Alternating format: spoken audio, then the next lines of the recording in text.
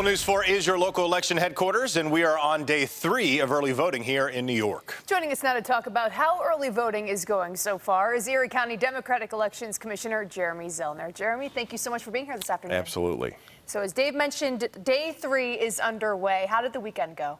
Well, we've had a robust turnout. We're at about 21,000 voters already in the 3 days, and we're open till 9 tonight. So we expect to have a really a good turnout for early voting this year. It's shown that there's some excitement and energy out there. People are obviously gravitating toward this. It is somewhat new in New York State, but people really seem to be liking it. Why do you think that, and what kind of feedback are you getting? Well, I think it's the accessibility. In Erie County, we have 38 election sites. It's universal, so folks can choose any of the sites. And so I think they're finding it easier just to, if they've got nothing going on a Monday, go vote, so they don't have to worry about doing it on election day. It gives people choices and different opportunities. If they've got something going on election day, they can pick some time and location that works for them. Now, we still have, of course, a few more days to go, and we're only, again, day 3 in. But what do you think the turnout we're seeing so far says about a lot of these hot races like governor? Well, I think there's definitely some energy. Right now, we're seeing about 2-to-1 Democrat to Republican turnout, but nothing, really out of the ordinary. A lot more Republicans are taking advantage of early voting than they have in the past. But again, we'll see what happens throughout the rest of the week because the first few days are always heavy. And we were talking about turnout for the last presidential was at around 72, 73.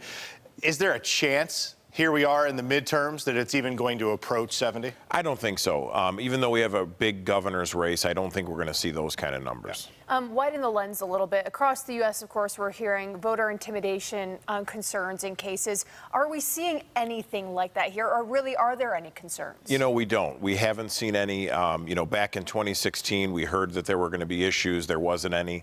In 2020, we were prepared for that as well, and we had an enormous turnout in 2020. That was the first presidential year of early voting. There were no issues whatsoever.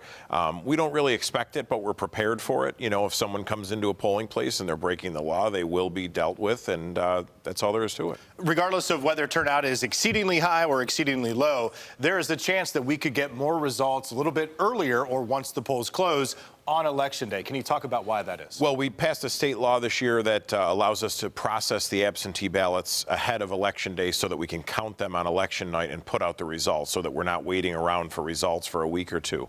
So we expect to do that. We did that in the August primary. We had the early voting results up right away. We had the absentee results up right away, and we expect to do the same thing next Tuesday night. And very quickly, Jeremy, for anyone voting absentee, there is a clarification too, right?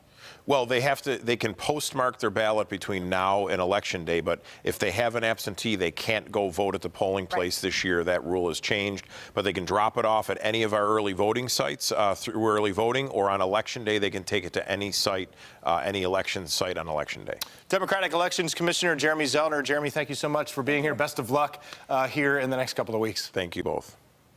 Well, let's